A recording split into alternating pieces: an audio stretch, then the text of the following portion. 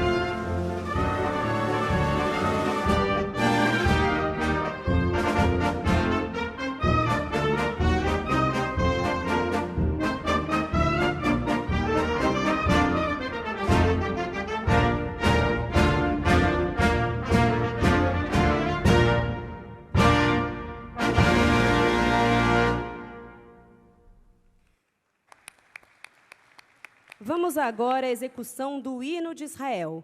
Pedimos, por favor, que permaneçam de pé.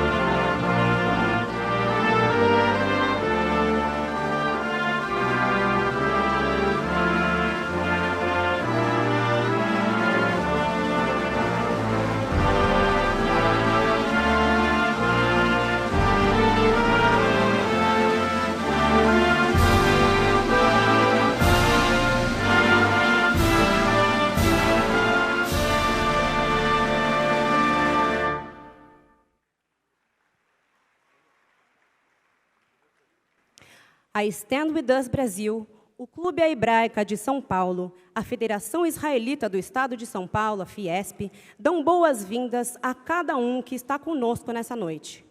Registramos e agradecemos a presença do cônsul de Israel, Rafael Erdrich, e do vice-cônsul de Israel, Yonatan El-Kayam.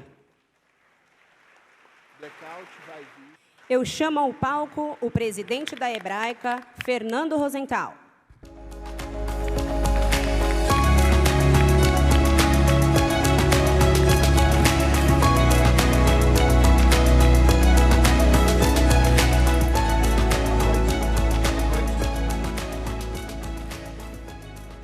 Boa noite a todos. 7 de outubro de 2023. Vamos voltar no tempo, alguns meses atrás. Olhar para esses reféns que estão nessa parede acima. Estupros, mortes, separações,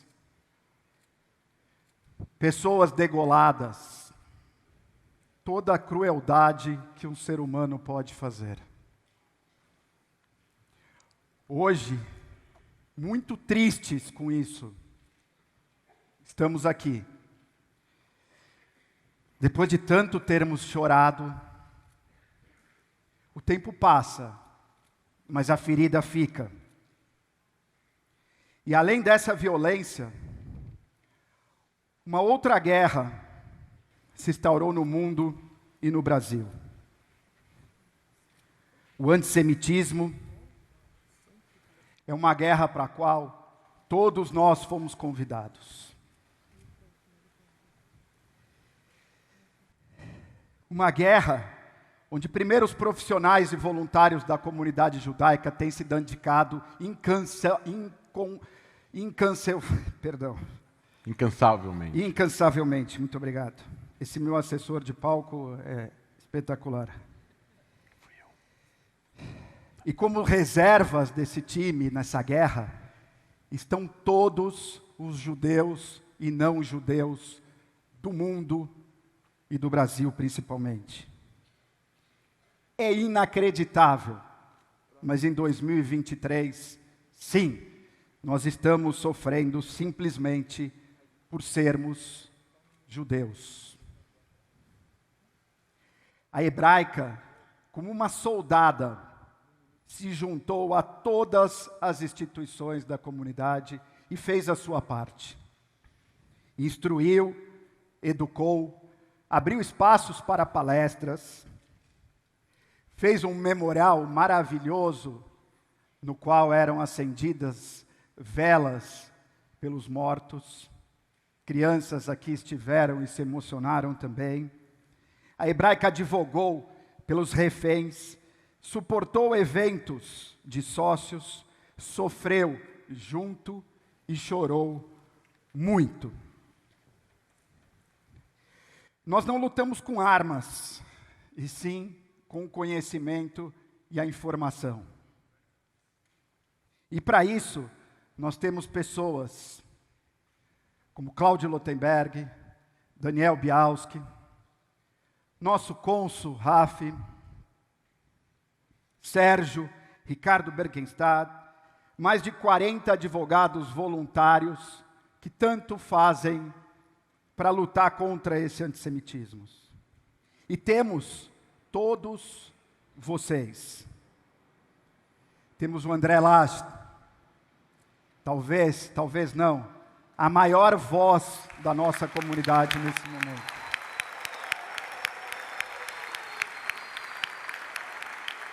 Eu tinha certeza, André, que se eu não falasse isso na sua fala, você não ia receber essa homenagem. O carinho e o orgulho que as pessoas têm aqui de você é de arrepiar. Meu muito obrigado por tudo que você faz por nós. Nós temos também algumas pessoas que não aparecem para vocês, que pouco aparecem e que tanto fazem. Jacques Terpins, Avi Gelber, meu irmão. Não existe ninguém igual a você.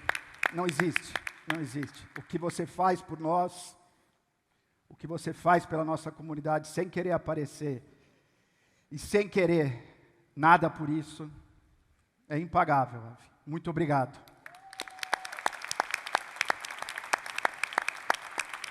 E nessa linha de luta contra fake news, nada mais relevante para todos nós do que trazer um convidado à altura de Mossab. Mossab nasceu e viveu dentro do Hamas. Quando perguntado pelo Avi e pelo André, há o quê? Uma semana atrás, talvez, se eu aceitava como presidente da Hebraica fazer esse evento aqui na Hebraica, eu imediatamente assumi a responsabilidade de fazer isso aqui na casa da nossa comunidade. Sem antes, obviamente, consultar o executivo da Hebraica, que também, quando eu disse que o Avi tinha dito para fazer, é para fazer. Com o nosso Departamento de Segurança Comunitária da Federação, com a nossa segurança, Marcos Knobel apoiando, que nos apoia em qualquer decisão, esse evento não tinha como sair diferente com a Stand With Us em cima disso. Eu agradeço por vocês estarem aqui, agradeço por acreditarem na importância que esse evento tem para nós, para a nossa comunidade. Obrigado, vice-presidentes da Hebraica, Dave Arazi, Marcelo, Jacques, Fabinho, Isami, Gabi. Sem vocês a gente não estaria aqui.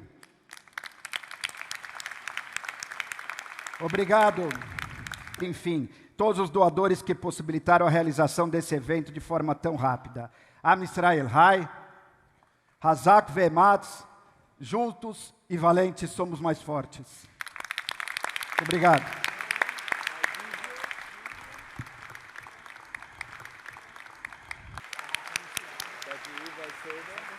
Passo a palavra ao presidente executivo da Stand With Us Brasil, André Lages.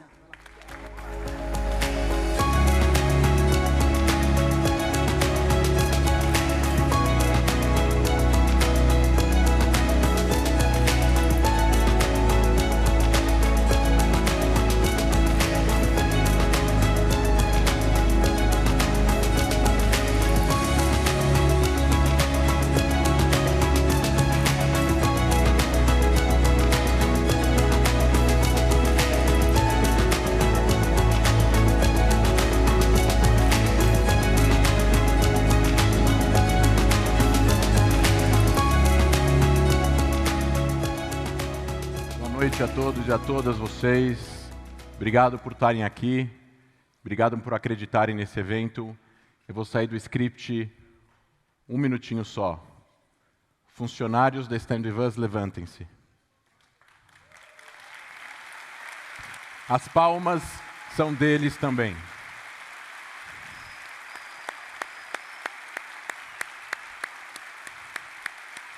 Funcionários da Stand With Us, conselho da Stand With Us,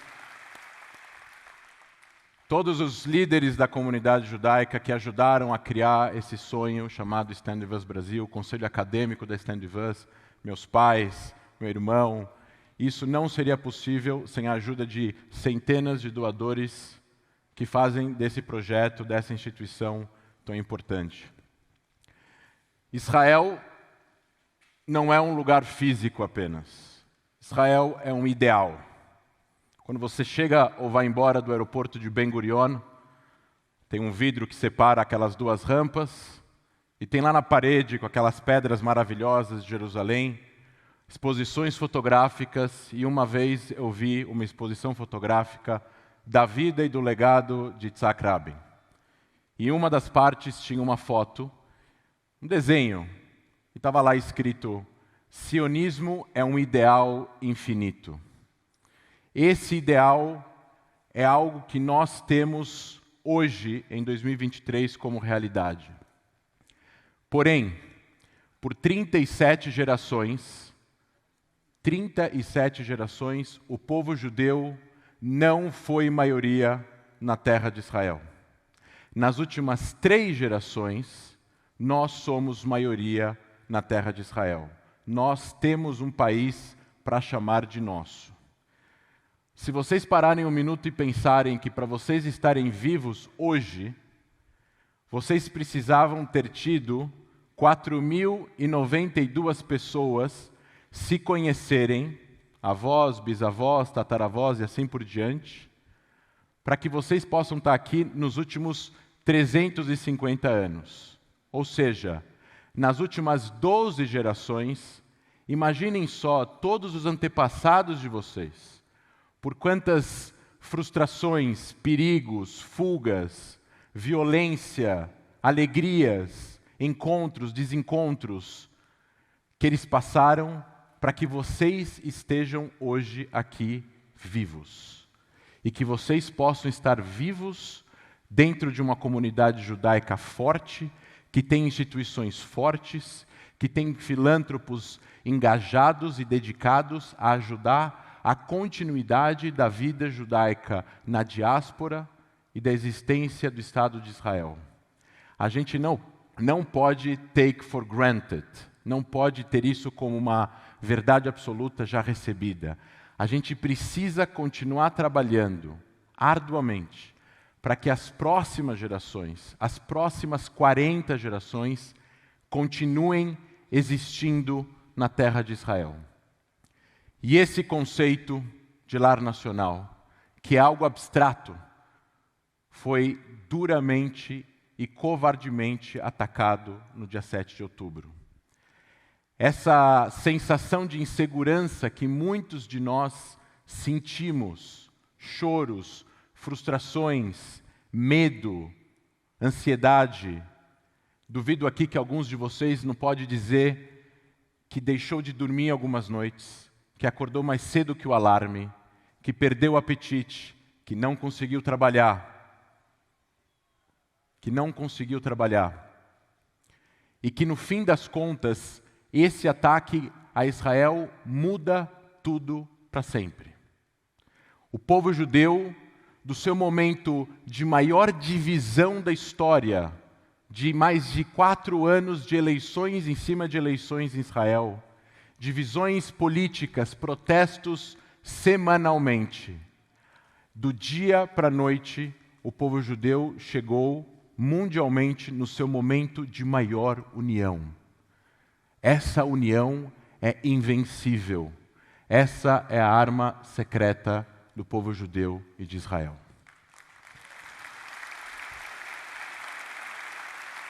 Se o Holocausto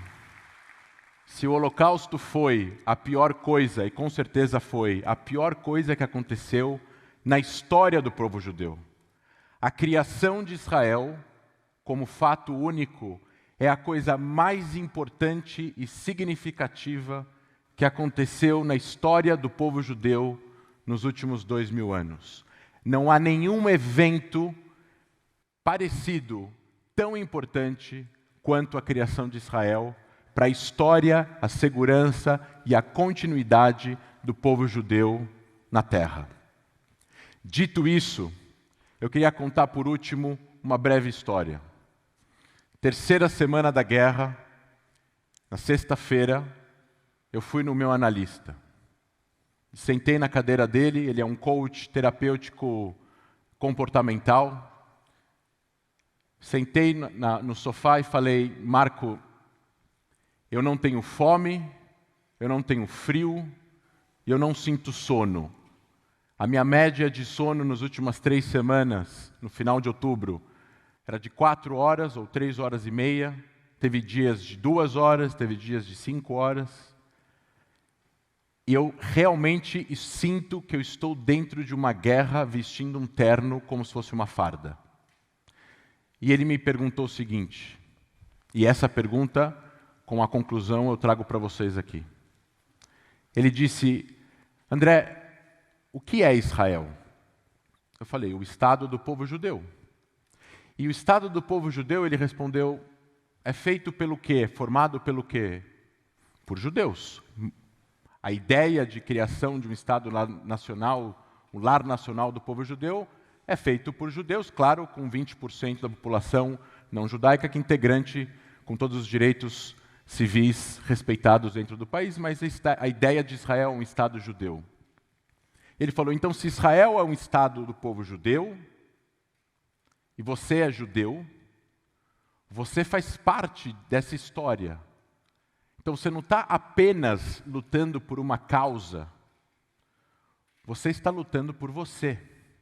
E cada um de vocês aqui, com cada coisinha que vocês fizeram nos últimos 50 dias e fazem desde o momento que vocês nasceram, em prol de Israel ou do povo judeu, vocês não fazem por causa de uma causa apenas.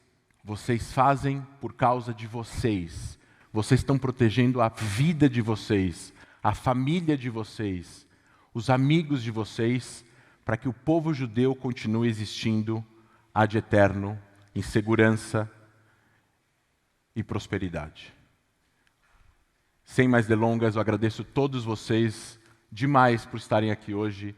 Obrigado a todos.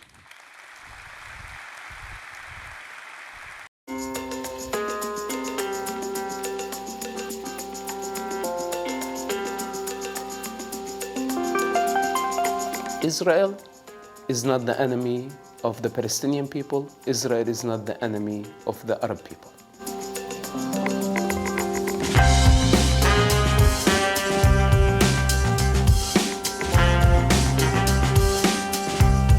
Israel cares for the Palestinian people more than their own leadership cares. Now the question is, does any Palestinian leader really want the Palestinian conflict to end?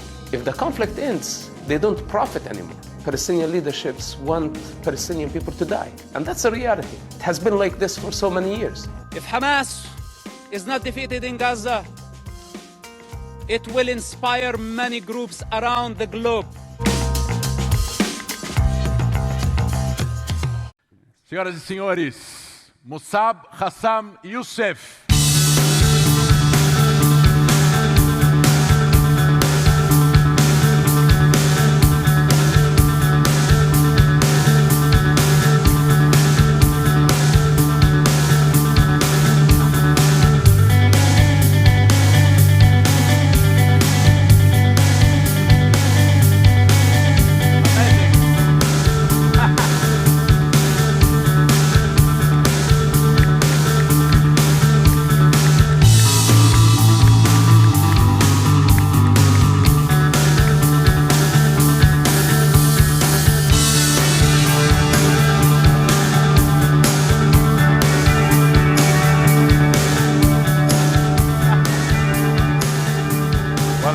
Welcome to Brazil, welcome to São Paulo.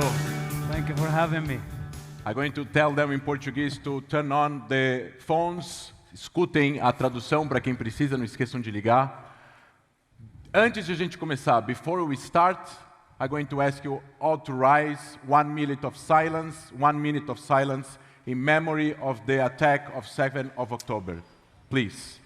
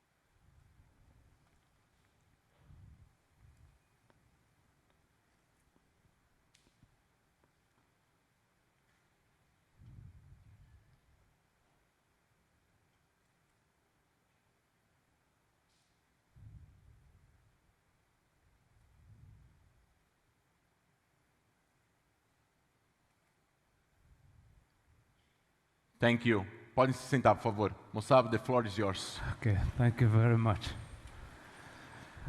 Good evening, everyone. So happy to be in Sao Paulo. Lots of traffic. It's rainy, it's cloudy. I haven't seen the sun in 2-3 days. And that's the hardest part. Well, I feel like, those motivational speakers, I hate them. And I feel like one of them right now. So please don't consider me that, because I am not. And I don't have a message. I don't like people who have message and have a cause. Because it will take us somewhere to a national cause. And I personally like to keep it simple.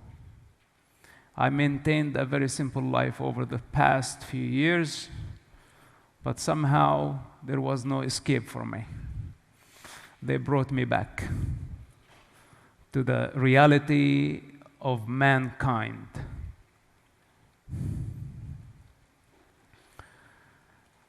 I am a living example of someone who does not obey. If you obey, then you and I have a problem. I like to rebel. I don't like systems. I don't like religions. I don't like to be under the influence of mind. I don't like others to tell me what to do, what not to do. Since childhood, I fought for my freedom. They beat me up many times. Everybody. At school, at mosque, the parents, the teacher, the principal, kids on the street. So many forces tried to put me down. And I still ask myself why. So maybe it's my disobedience against the conditioning, which is, in my opinion, the first crime. Everybody is talking about the death of the children, and the world is so outraged to see bloodshed. But nobody is paying attention or talking about conditioning, indoctrination of generations. When a bunch of savages take children, instead of giving them love, they give them guns. When they give them a book, the book is corrupted with sick ideologies. Then an entire society is forcing this individual, this pure expression of the divine, an image of God, supposedly, a pure potential with the capacity of creating a universe, is reduced into a utility, into something very small.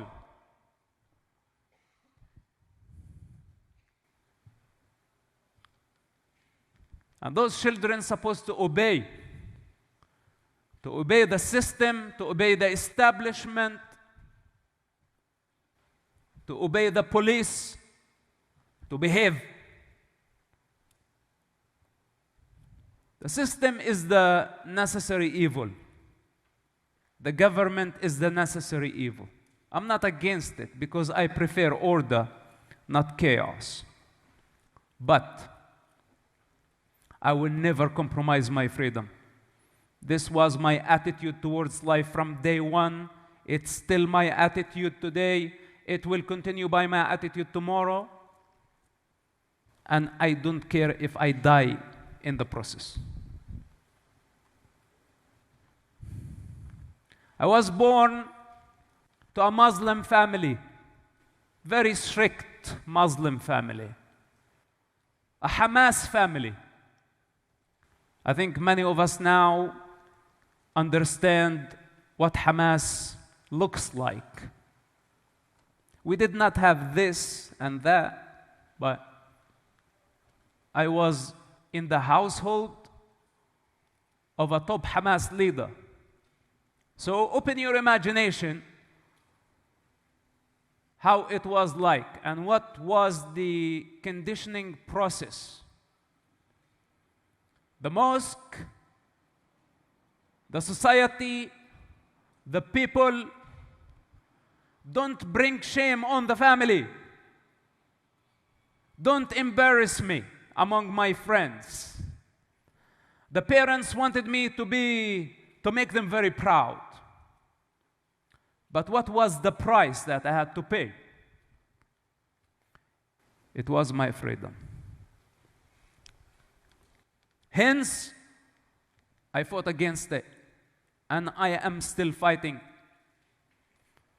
Because no one can steal my freedom. And look at Gaza. Look at the Arabian societies.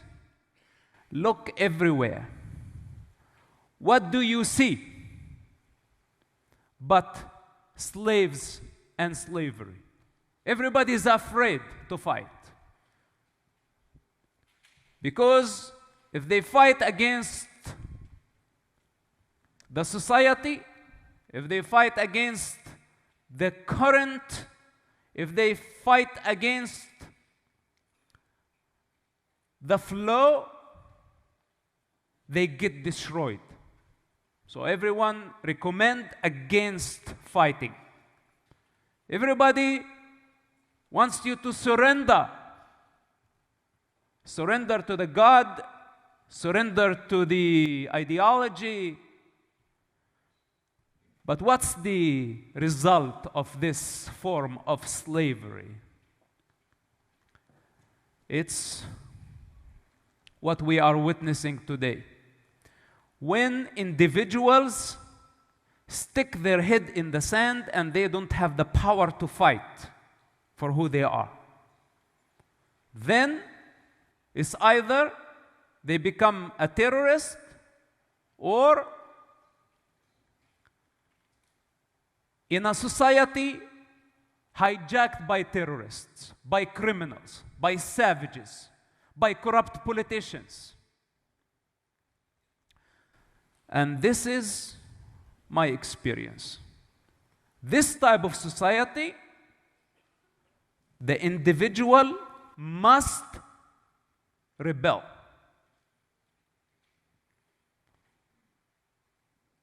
The individual can stay in a society that is advancing human evolution,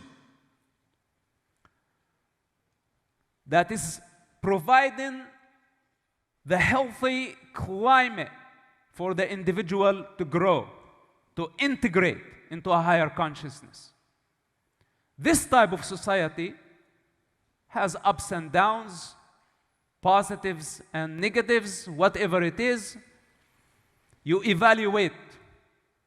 If you want to stay, you understand your freedom. And I have no problem with this type of society, community, groups. But if I to be in a society hijacked by a bunch of corrupt leaders who want to take my freedom and want me to commit suicide for whatever cause they believe in, to that society and to that system, from the leadership to the bottom, I say, go to hell, all of you.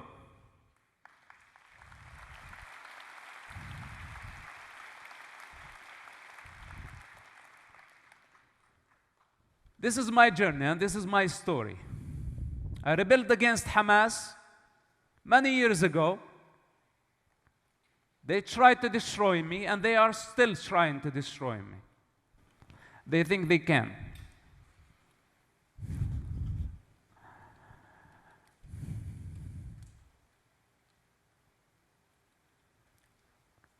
And now you see what they are doing. Global chaos. They brought so much hatred into the world, I cannot believe it. It was only a regional problem some 20 years ago. Right now, every society is involved in the problem. Everyone is projecting something onto what's so-called Palestinian cause. While there is no such a thing as Palestine. This is the biggest lie.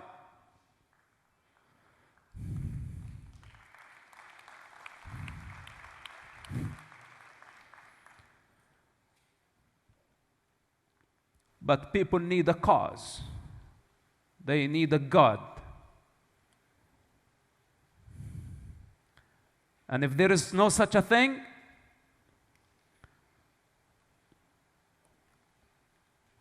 they don't exist. What we see in the Middle East, this whole chaos, bloodshed, is not coincidental. We are paying the price for our cowardice because we cannot stand and we cannot stay truthful for one moment that we are swayed by the forces of society. If a majority of the people say Palestine, everybody starts saying Palestine, not knowing what they are saying. You ask them, what is Palestine? And they don't know how to answer. Then everybody swear by the name of God. You tell them, what is God? And nobody knows how to say it. Believers. The majority are believers.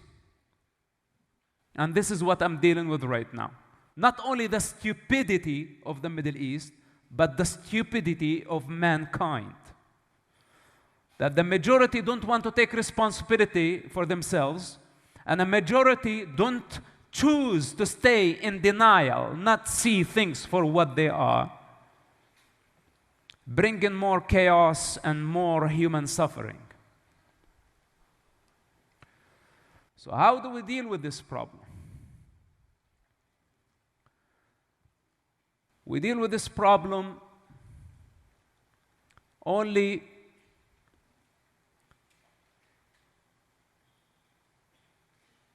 through the truth. Lies will not save us. Lies will just keep us in slavery or will take us to total destruction. Best case scenario, a lot more suffering and a lot more confusion. This is the alternative to truth. And of course, speaking in terms of truth is not for everyone, except for those who live truthfully, except for those who are truthful to who they are. Even if the entire world say otherwise, this type of individuals are so firm where they stand, not swayed.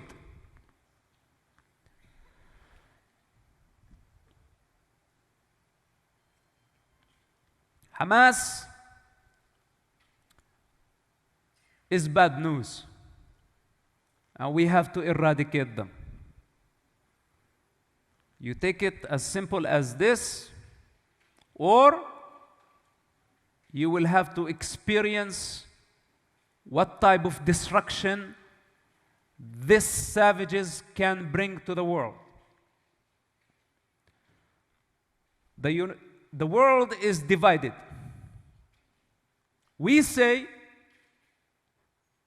those who know Hamas' true nature, those who have first-hand experience with Hamas, whether it is in the intelligence communities or, in my case, someone who witnessed the evolution of Hamas organization. On the authority of this experience, of this knowledge, I say Hamas must be eradicated. If we fail to eradicate them,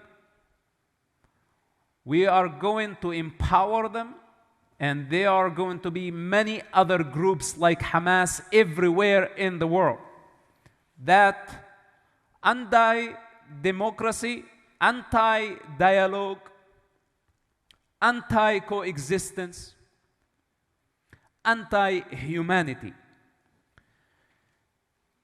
Because the magic of humanity springs from diversity. And Hamas does not like diversity. Hamas is a narrow-minded people who want everybody to convert to their way of living with a sick sense of righteousness. That in their ignorance, they think they are better than anyone else.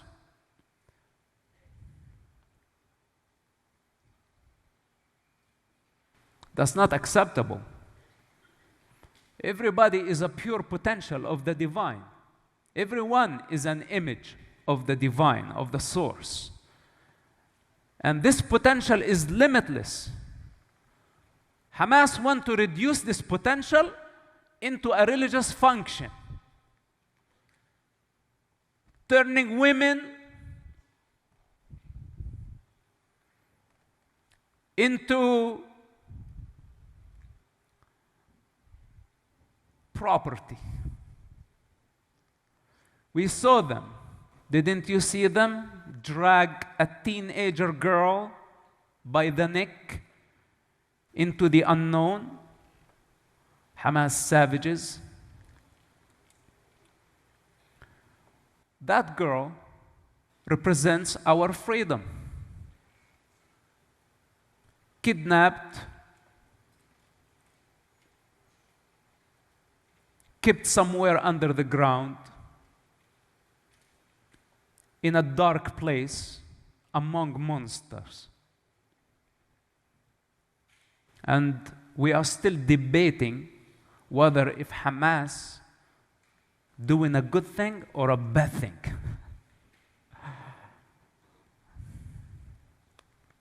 So this is our denial. Because some people don't want to see things for what they are. And we say that this is a savage group. This is a terrorist group. But what they did on October 7th was not only a terrorist attack. There is a difference between the IRA when they targeted civilians for political reasons, political hatred. But what Hamas did on October 7th was a genocide. They moved systematically from door to door, killing, annihilating everything in their way. They killed pregnant women, they killed infants, they beheaded babies, they raped, they burnt, they blew up, they destroyed everything in their way. With racism and ethnic cleansing as their motive. If Hamas was a political movement and their goal was to really free what so-called Palestinian people from the occupation, all lies, lie upon lie, layers upon layers of ignorance and deception. Because the State of Israel is a member of the United Nations. It was established by legal migrants under the British mandate, the superpower of that time. They bought the land, they developed the land, they created a powerful country, a powerful nation that I am myself proud to be friends with. That actually the rest of humanity should be very proud of. Because the contribution of such a small nation towards humanity is a magnificent contribution.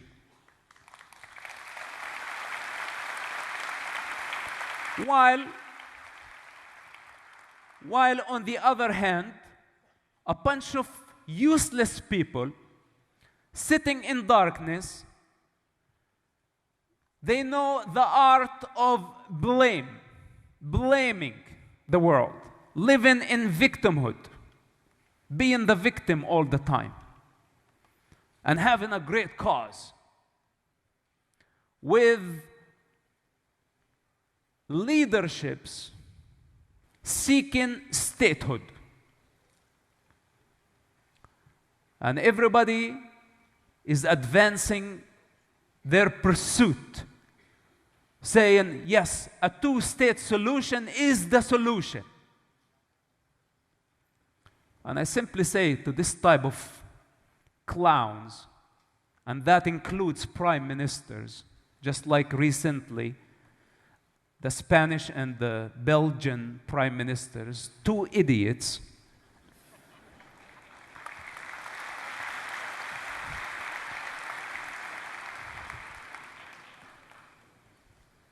intoxicated, like you can't tell that they are drunk, when they were representing the way out of the crisis. Those are the leaders that want actually to fix the human problem. They come in the middle of a war where a democracy is fighting savages. Instead of condemning the savages who just committed a genocide against a race, they come with the wrong solutions, the wrong people, at the wrong time, at the wrong place.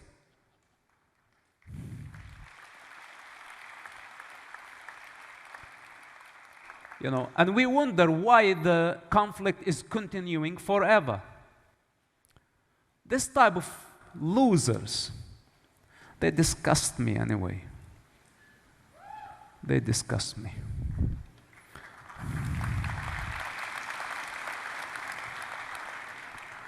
So, the hostages was not on their agendas. It's not priority to release the hostages.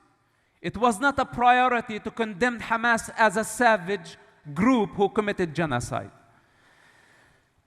Eradicating a terrorist group that is causing all this trouble in the Middle East, destabilizing security, global security, not only regional security, hijacking an entire society, using them as human shields, posing as the ruler of that land, gambling with children's blood.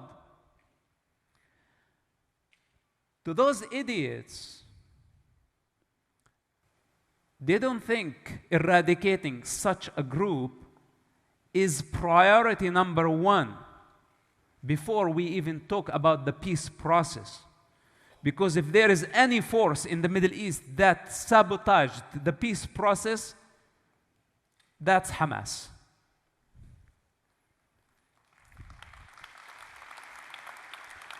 But, they are looking for quick solutions.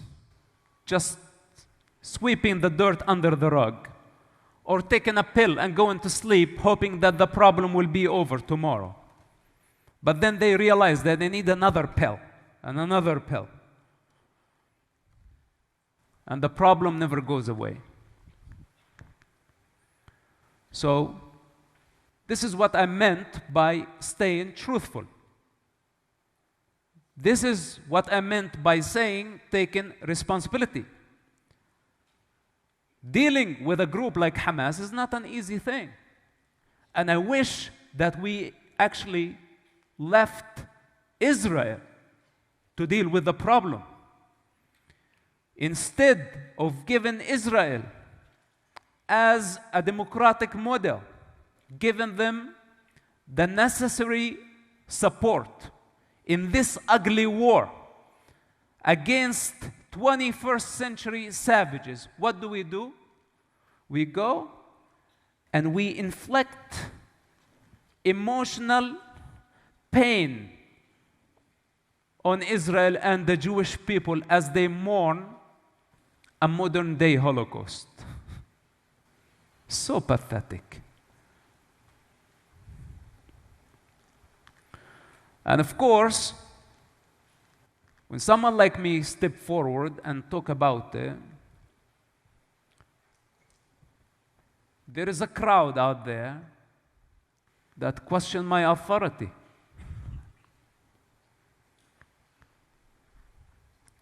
So yes, let them continue to be in denial.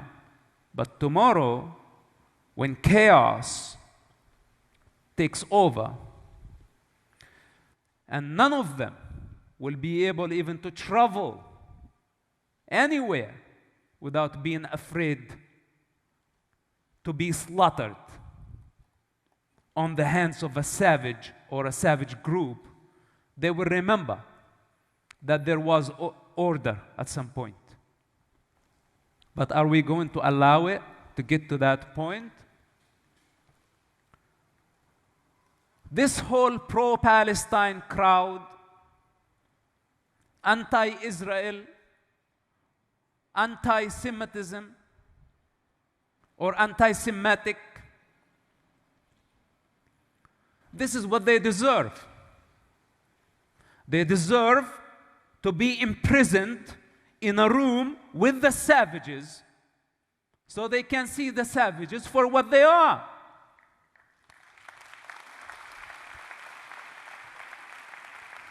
If they are looking for justice, and let's say I was in that case, I tell them, how about you go figure it out?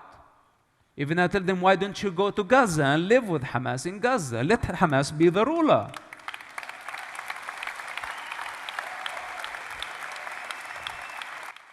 Why are you in Manhattan?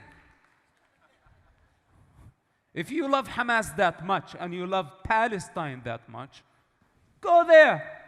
Relocate. I'll pay for your ticket. A one-way ticket. Bunch of hypocrites. They don't inspire me. They don't inspire my dog.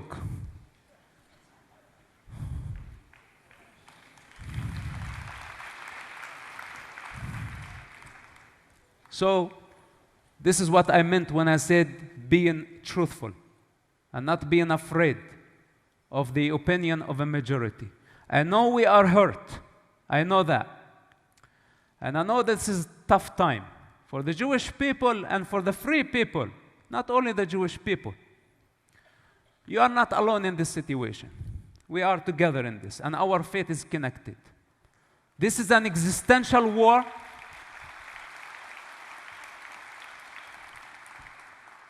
And we are going to win the war.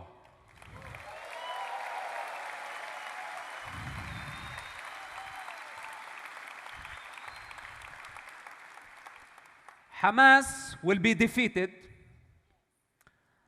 and all those who unmasked and showed their true face, projecting hatred in the most critical moment of our modern day, turning and stabbing humanity in the back as it's fighting for itself. They just exposed themselves. And they are not a majority. How many in London? Mostly migrants, mostly from Arabian and Muslim background, coming to Europe to benefit from the fruit of the Western civilization, driven by desire to take what the material world has to offer. But they have a problem. One leg in the West and one leg in the East. They cannot just be truthful and respect the culture and the system that took them in. So, you come to Europe, you come to the West, and your heart, your mind still back in the East. Why don't you just relocate? Go back to where you came from. Why all this trouble? I would do that, but my loyalty is to the country that actually welcomed me.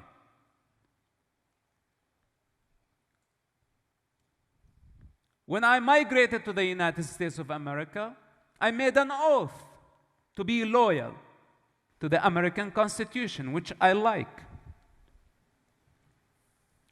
I cannot have my loyalty to Hamas or to Islam or to the Middle East simultaneously. No, my first loyalty to the country that took me in, and that's America.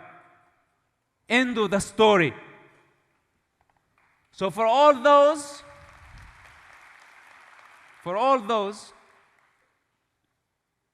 and if I have to choose between America and humanity at some point, which in my opinion will not happen, then I will choose humanity. Because I don't think that the American Constitution or the Western civilization contradicts with the natural human evolution. because it's all based on dialogue and understands the power of diversity. It's not only green. It's all colors. So this is a good fight. And a majority of people in the free world know what I am talking about. What we see on the streets is a minority of clowns that are projecting their hatred, and it's mostly, by the way, self-hatred. And this cloud is going to move, and the sun will rise again. So stay faithful, stay truthful, do not be afraid. They thrive in chaos. We know that. This is why they're coming, and they're coming aggressive. But we tell them, hey, we're not afraid of aggression. If you think that you can speak loud, we speak louder. And if dialogue does not work, then we have other means. We prefer not to use force as a first option. But if we are left with no other option but the use of force in order to end a war they have started, then we will use force. We are not afraid of that.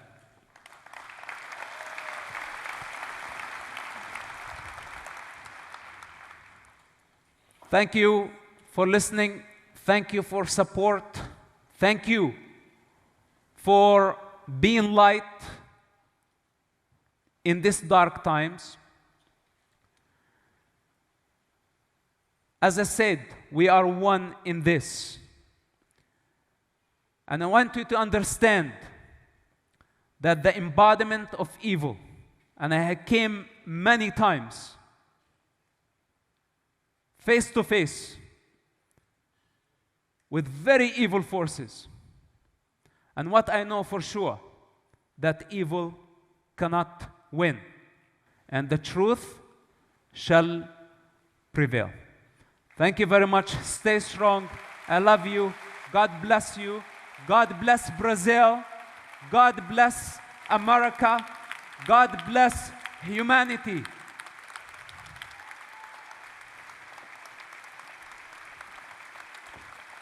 Thank you. You're inspired. You're welcome. You're inspired. Thank you. You are inspired. Are we going to do that?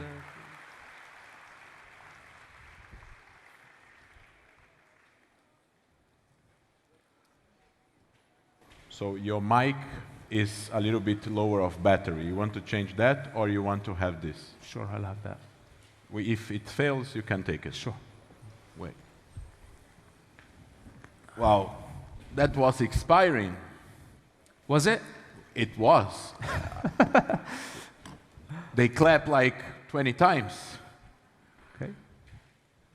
And Brazilians don't clap a lot. Different from Americans.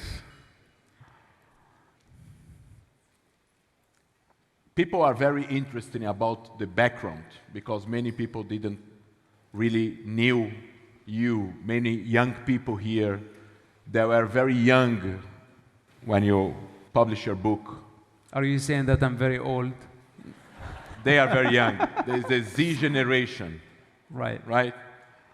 So if you gave 2-3 minutes about the place you were born, the fact that you were part of the youth, Hamas movement, and what happened when you're jailed and then we are recruited, just a little bit, not too long because we have more important stuff to talk about. Right. Well, as I said, that entire conditioning process that I took you through and indoctrination, it's all referring to the being an Arab, being a Muslim, being a son of a Hamas leader,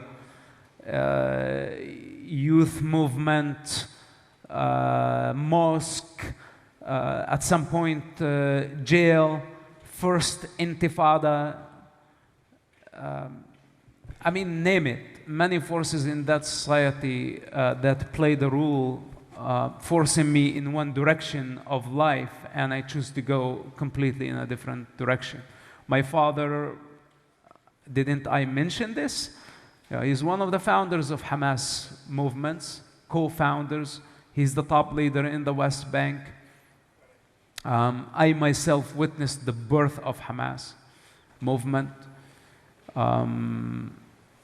I knew a lot about them, about their leadership, about their operation, their structure.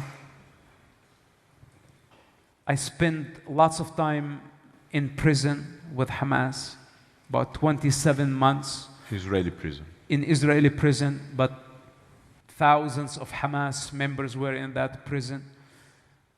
So in the past, I said, if you want to get to know someone, spend 27 months with them in prison. This is how you get to know someone. It's very easy to say, okay, Hamas is a national group or a resistance movement, but when you spend 27 months with them in the prison, it's going to be a different reality. This is, in general, my background, and I make very different choices than what I was meant to be or to do. And then the Israeli Shin Bet recruited you from prison. Yes, at that point, when we got to the recruitment with the Shin Bet, the gap between me and my father's project, my society, was already very, very wide. I had personal problem with Hamas, but I also had fundamental problem with them.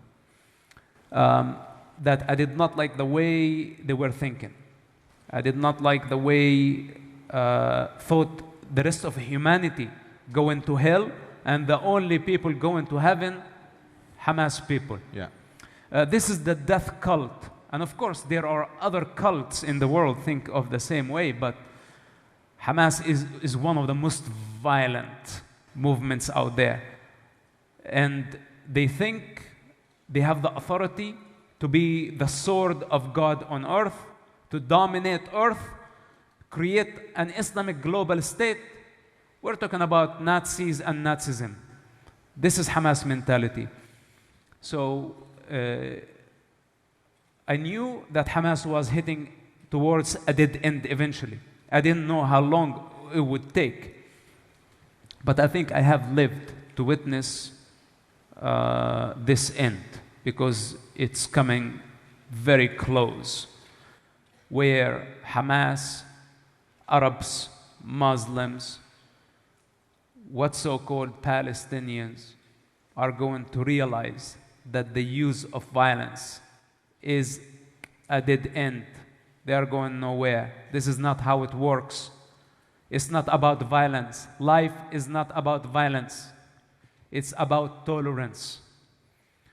And the use of force is justifiable, but not in the hands of savages like Hamas.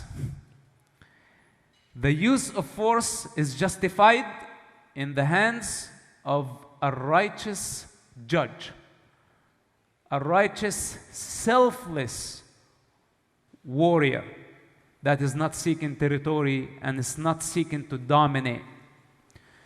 So, as you see, there's a fundamental problem between me and them.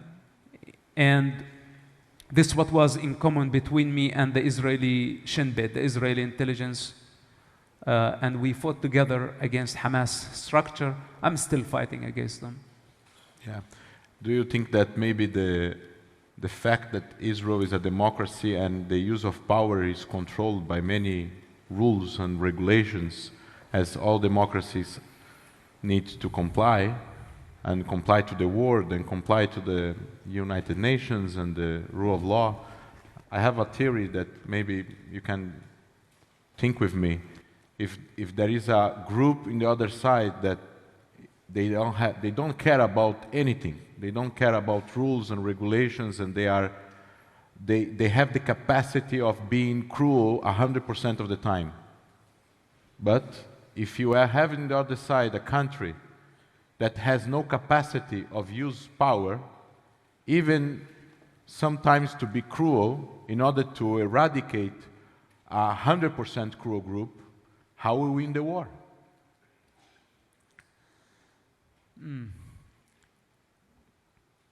It is not an easy thing for a democracy to fight against terrorism in principle.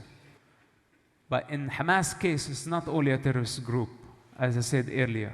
We're talking about savages. We're talking about a group that taking human shields that are causing the death of many civilians on every side. So Israel is fighting with a broken arm somehow. Because when they took hostages, when they're using human shields, it's not easy for democracy and a modern army to deal with this type of asymmetric war.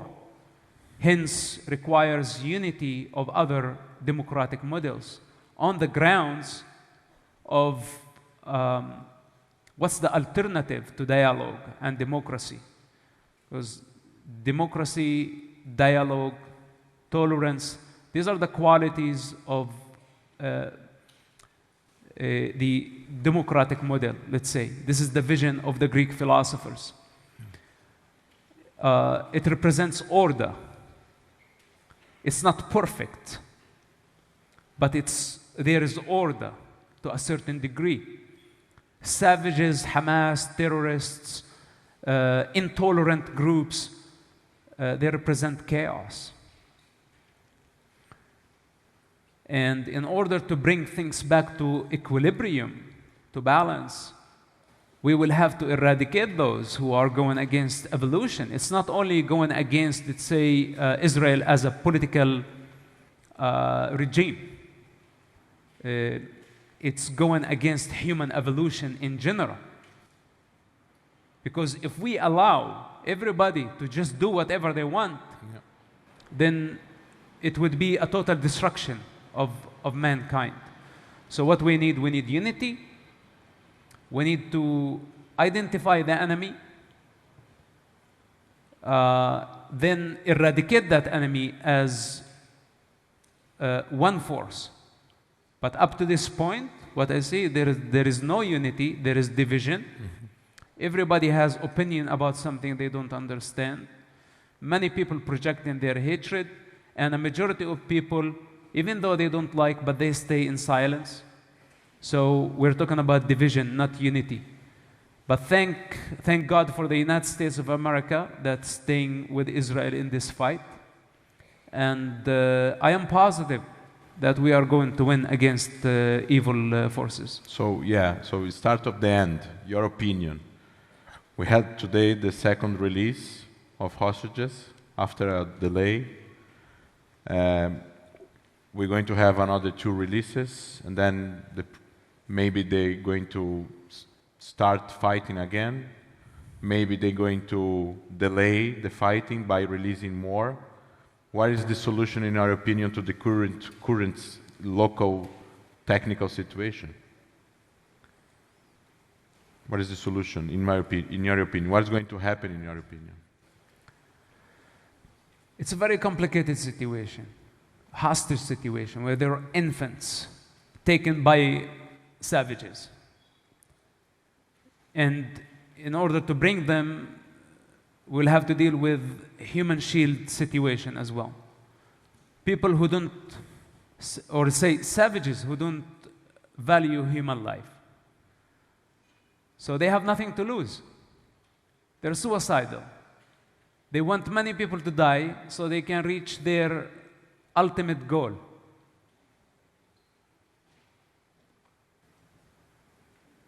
So I don't know what would be the best strategy but to confront and whatever it takes to remove them from power. Negotiating with them is giving them legitimacy, and that's the problem. Because immediately when Israel, from a democratic point of view, and that's the difference between Israel and Hamas, that saving one human life equals saving humanity. So Israel was willing to agree for a ceasefire so they can bring those innocent people back home, because the government is accountable towards its citizens. And Hamas thought that this was weakness. Yeah, of course.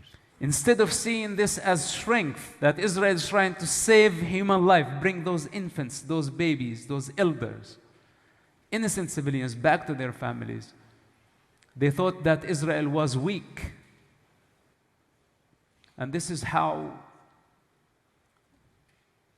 Hamas leadership is blackmailing everybody. And yesterday, the top Hamas leader declared actually victory. Say, Israel was brought down on its knees to our conditions, obeying our demand. This was his understanding of this. So we are dealing with a very brutal enemy that does not have a seed of humanity left in them. You said yesterday when you were talking about that the ceasefire for 4 days is good, even though that they cannot fly over Gaza. There are other kind of intelligence. It's good for regroup, not just that can benefit them, but it can benefit also Israel. I'm sure Israel can use this truce for... It's not a ceasefire, it's truce. It's a truce. Yeah. And many world leaders actually want to see a ceasefire take place before Hamas is eradicated. And this is where I disagree with them. Of course, Israel can use this truce for more than humanitarian reasons, without going through details. But a ceasefire with Hamas would be a mistake.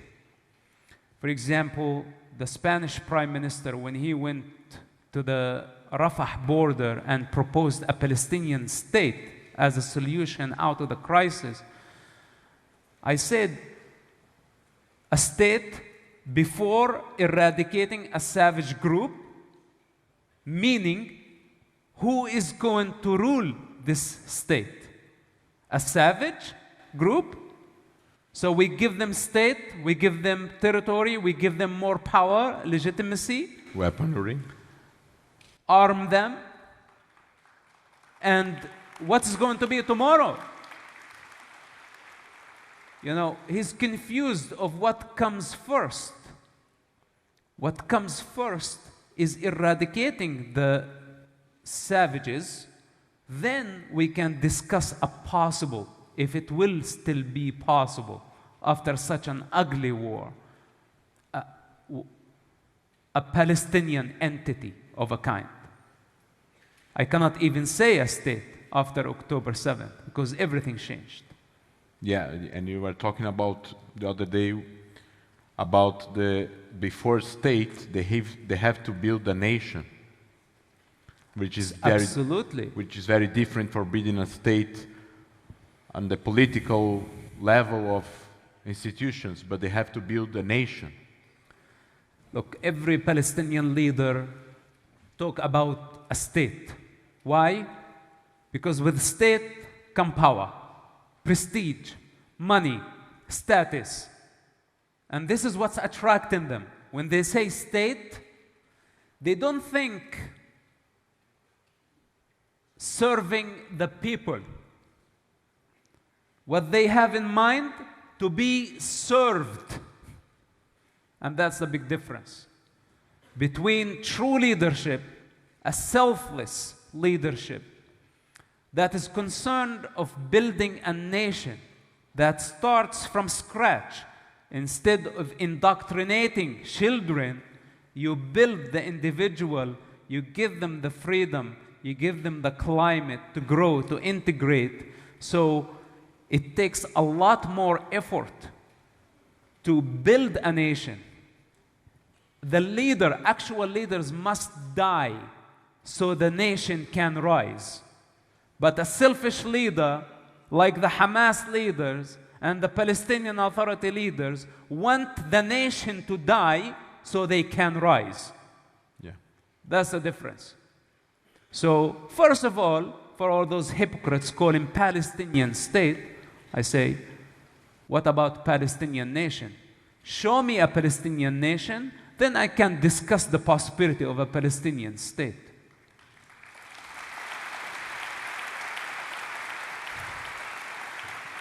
And we are together now seeing many countries in the world, the so-called free world, divided, not united. It is a civilization crisis, in your opinion, and what is the role of the world on that particular issue to have, first of all, to help them to build a nation, not before the state, to build a nation, and to avoid situations like that? What is the rule of the world? What is the responsibility of the free world to achieve that goal? First of all, do they qualify? For example, when I have countries like North Korea who wants to have an opinion about the solution in the Middle East, well, they don't qualify. And many other countries that don't respect the basic human rights, they don't respect women's rights, they don't advance human evolution, their constitution falls very short fulfilling any human aspiration. They don't qualify to have an opinion about this. They need to go actually work on their own societies. Before the European leaders come to the Middle East and give advice about the crisis, they need to deal with the increasing migration problem that is destroying Europe. This is their priority. But in their hypocrisy, but you know why they come to the Middle East? Because they're afraid of this mob originating in the streets, and they want actually now to please. To be accepted. Exactly. They want to please the illegal migrants so they don't rebel and cause chaos on the streets by going and attacking Israel, condemning Israel, instead of doing the correct job, supporting. Well, how do we support democracy in the Middle East if we are going against the only democratic, legitimate model, which is Israel in the Middle East? How can we?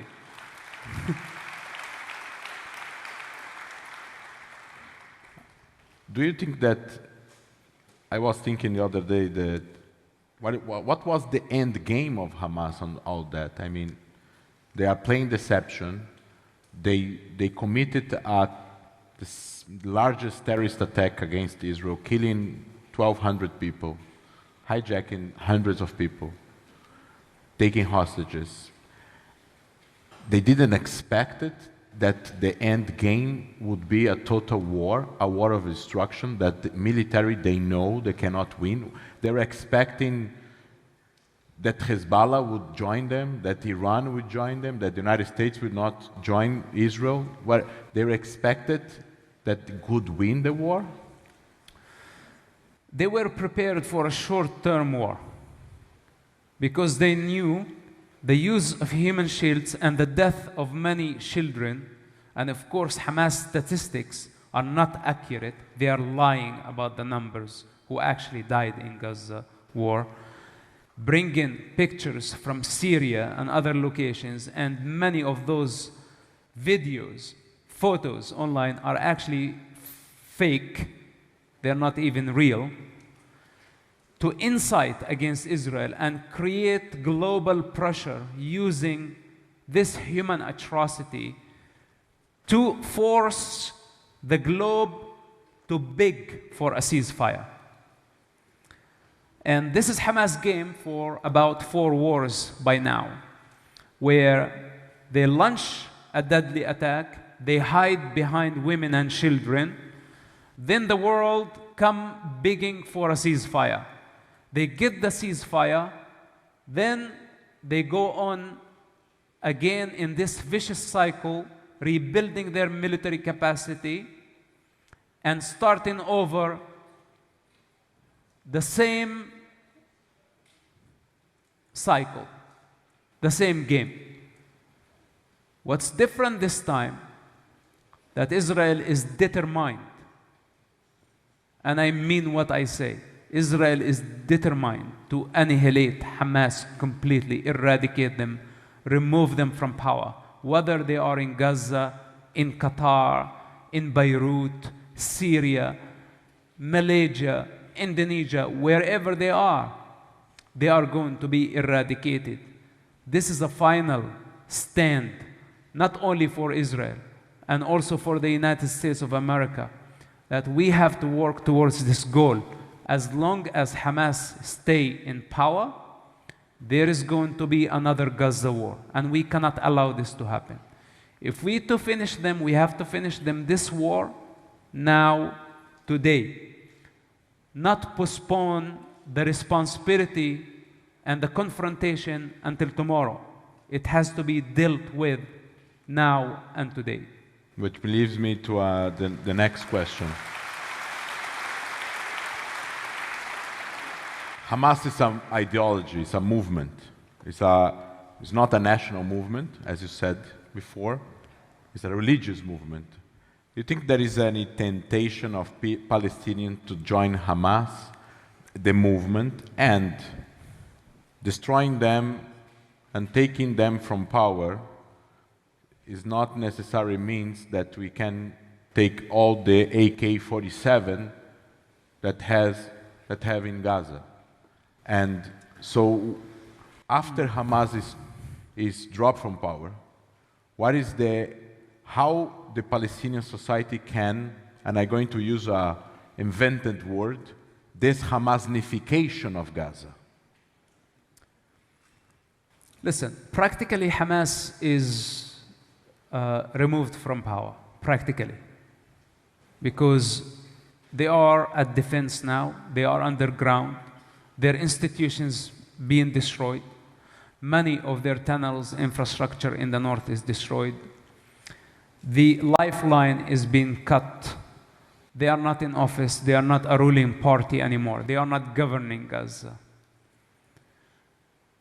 So, and Israel is on the ground. So you can say practically Hamas is removed from power, but the job is not finished yet. We have to complete this by destroying their entire infrastructure and arresting or assassinating, and I prefer assassinating, their top leaders.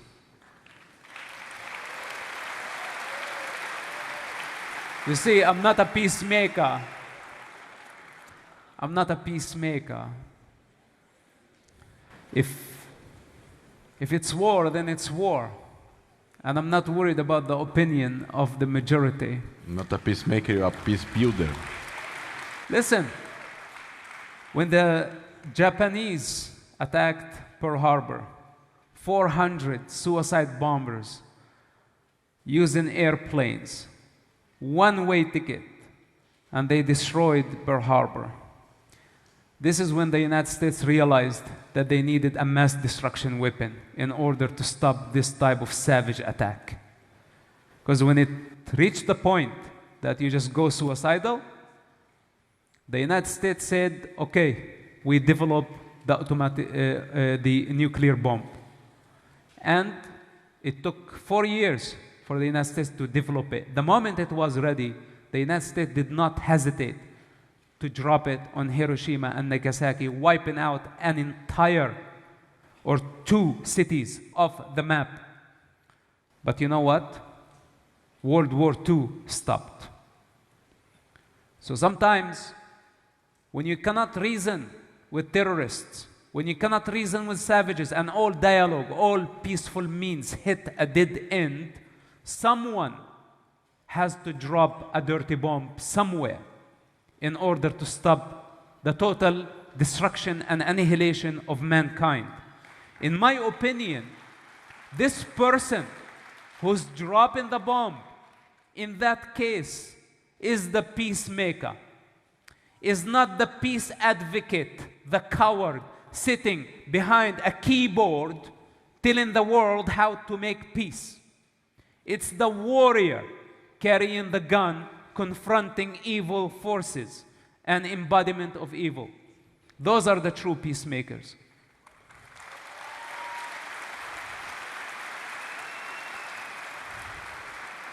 Hamas is, and the head of the snake is not in Gaza, it's in Tehran. It's the Iranian regime, which is a very strong country with a delusional idea and a wish to develop this kind of bomb. And the clock is ticking. So what is the end game of Iran? And I mean, how the free world will stop that for happening? Because if they get a bomb, then they're going to give a nuclear umbrella to organizations like Hezbollah and others, not just Hamas, and that's going to bring the world to its knees again, like Japan, like Germany 70 years ago. Wow, this is a very difficult question.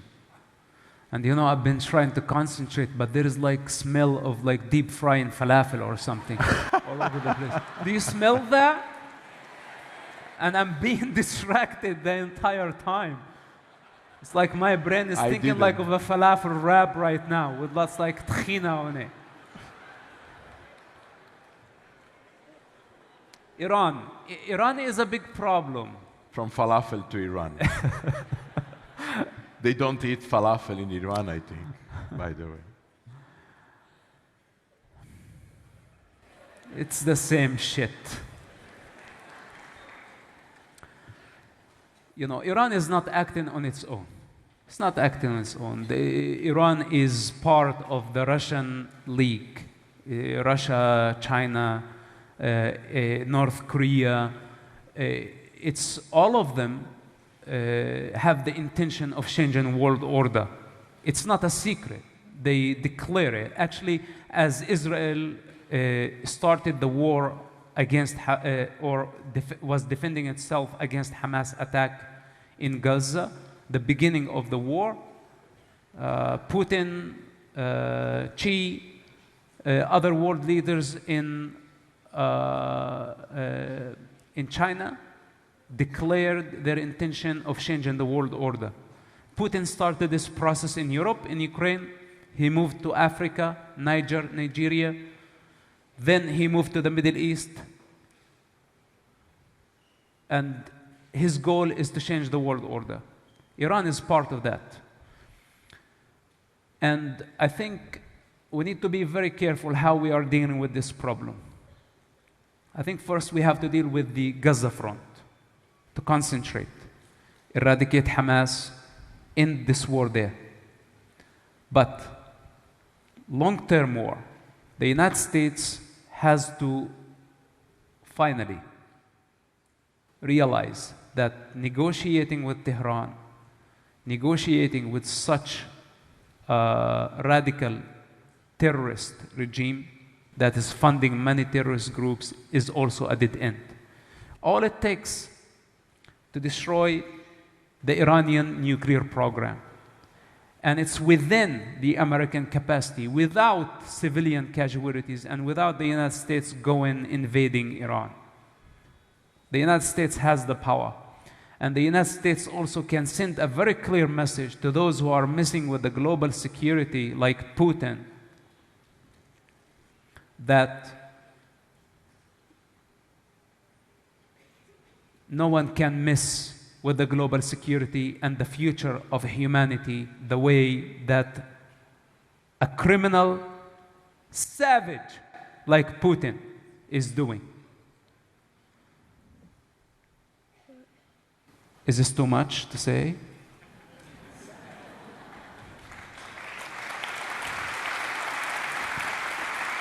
You know,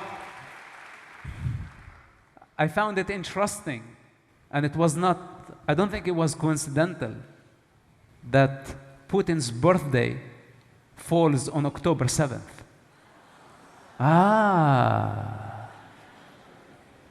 So at least Hamas gave him a gift, or he received the gift somehow by igniting a religious war in the Middle East that got the whole world's attention from Ukraine to the Middle East. Makes sense. punishing Israel. This is not a conspiracy. I don't believe in conspiracy theories, but nothing is coincidental. So Iran is not alone.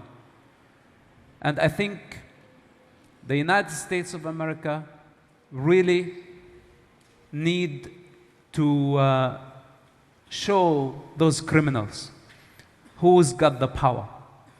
And this is why from the beginning I said, deploy the American might to the Middle East.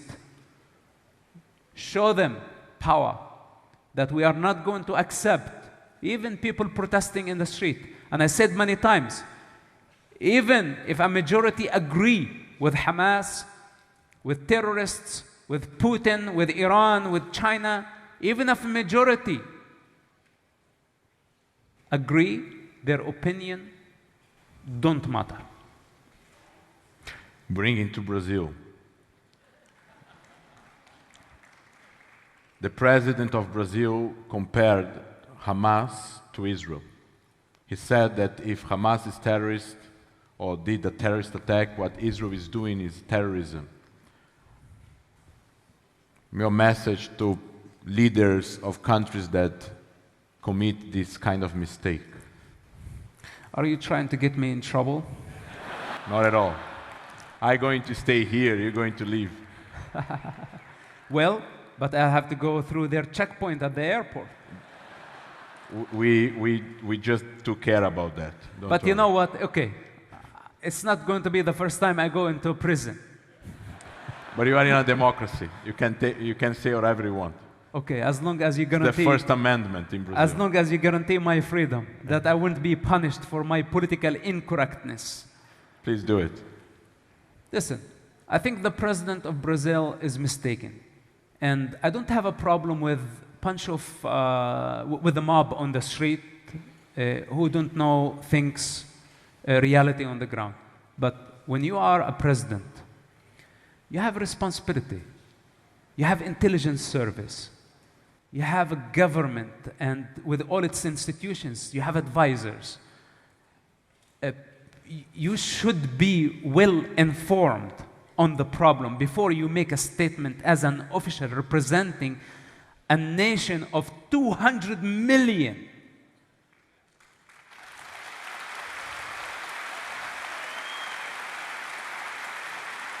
It's a big responsibility. You are not like Joe Schmo in the street.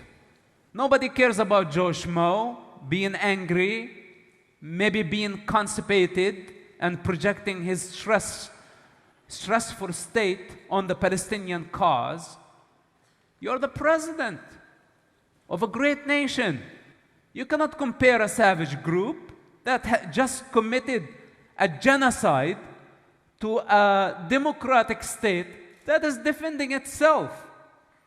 And the civilian casualties on the other side is the cause of the savages who are taking humanity as human shields.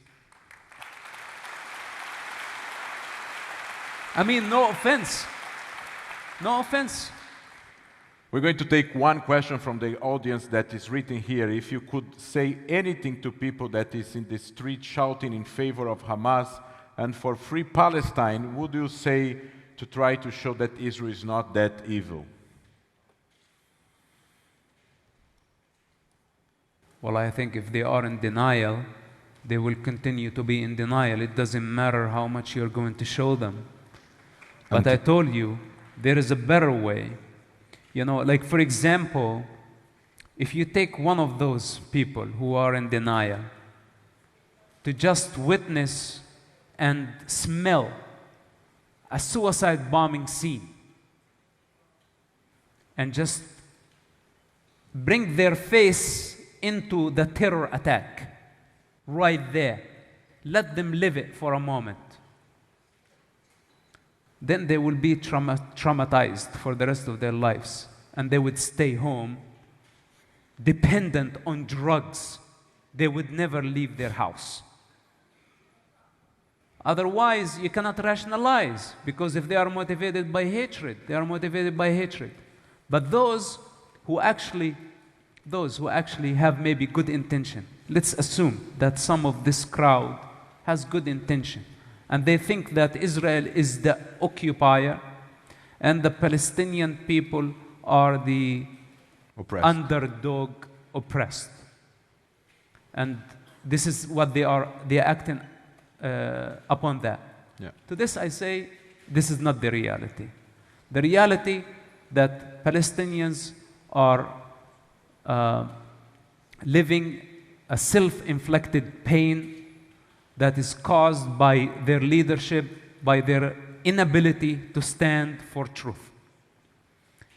And the mistakes of leadership is the root cause for the Palestinian suffering, rather than Israel.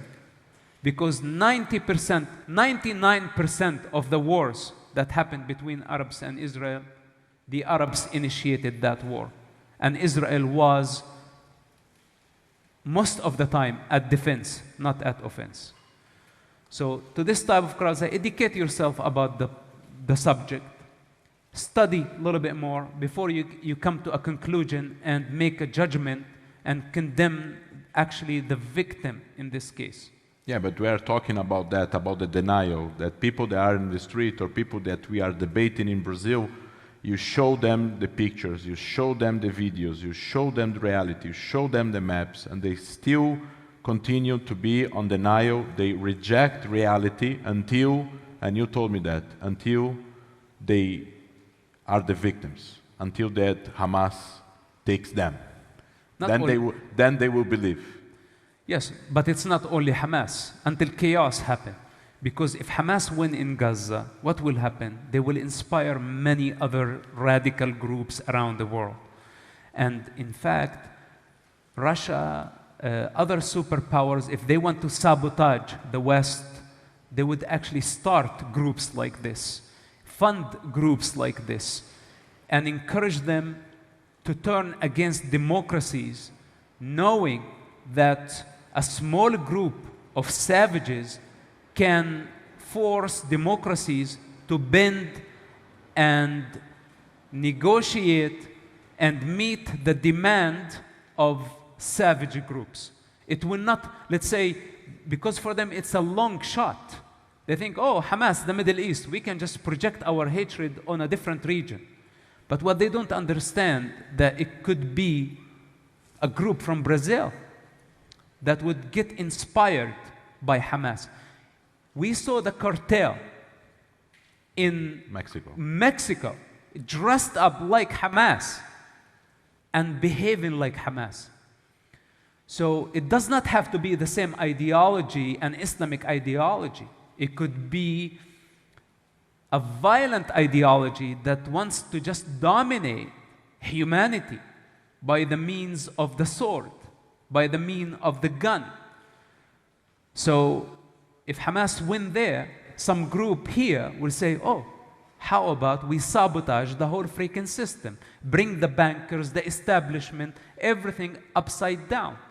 Because again, here in Brazil, in the United States, many groups, individuals, they don't prefer order. They love chaos. Because in order, you have to show responsibility to maintain that state of order. In chaos, you don't. But in chaos, you don't care. And people love chaos. Haven't you seen in chaos people looting, stealing, destroying, taking belongings to others? It's their opportunity. But what they don't understand, that just few days of this chaos, they cannot even find food to eat. And they would starve to death. So many people are irresponsible. They just want to project their hatred. And this is my concern, that it's not only about Hamas invading Brazil from there. If we validate a sick ideology like this, then we have encouraged many other groups in Europe, drug cartel, whatever it is, to rise and challenge establishment. And of course, I have my own problem with establishments and systems. I don't think they are perfect, but I always prefer order. It's supposed not to be perfect. I prefer order not chaos. Yeah. You mentioned before that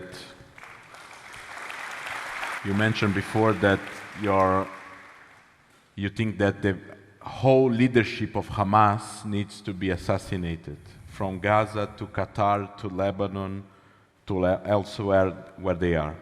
Right. And your father is a Hamas leader. That includes your father. There we go with the hard questions right now. Look, my father made his choices. He's responsible for his own life. And I am responsible for mine. I wanted him to be something else, but he insists on inciting for violence. And in my personal opinion, that's my father. I love him and I honor him, regardless, as a father. And I don't mean to disrespect him when I'm about to make this statement. It's a very hard statement. But if he's inciting and encouraging others to fight and to go die for the cause on his behalf, I think he should be first. If I was him in his shoes, it would be hypocrisy to stay behind and ask everyone to go ahead and die for Allah, die for the nation. It's not just. And when I say Hamas leadership, I include him. And this is the just way. I'm not selective to say, no, because he's my father, keep him in a safe place. No. If this is where he wants to be, part of Hamas leadership, then he needs to take responsibility for the choices that he's making.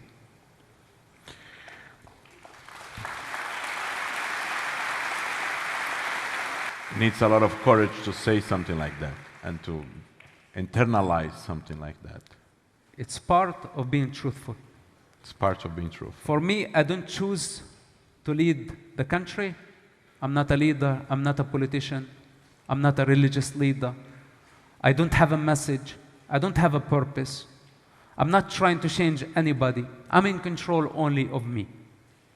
This is my responsibility. It's right here. It's my nerve system. Everything outside does not exist to me. Hence, I don't have this dilemma. I don't have this problem.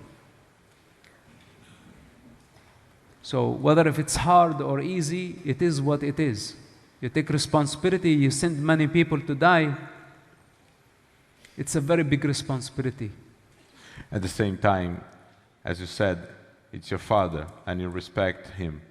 So you are not in contact with your family or with your father for 12 years, 13 years? 12 years, yes. If you would have, we don't know what's going to happen. We don't know what Israel is going to do about all the Hamas leaders. Maybe he will be a target, maybe not.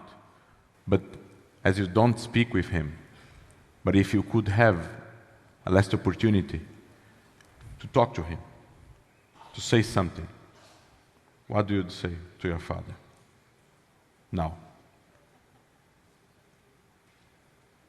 As my father, my memory of him as a child,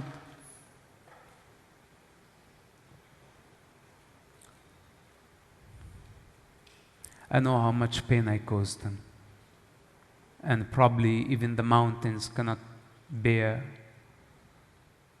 the shame and dishonor, the pain that I brought over his shoulders. And to that I say, I am sorry, Dad. I'm sorry for causing you all this pain.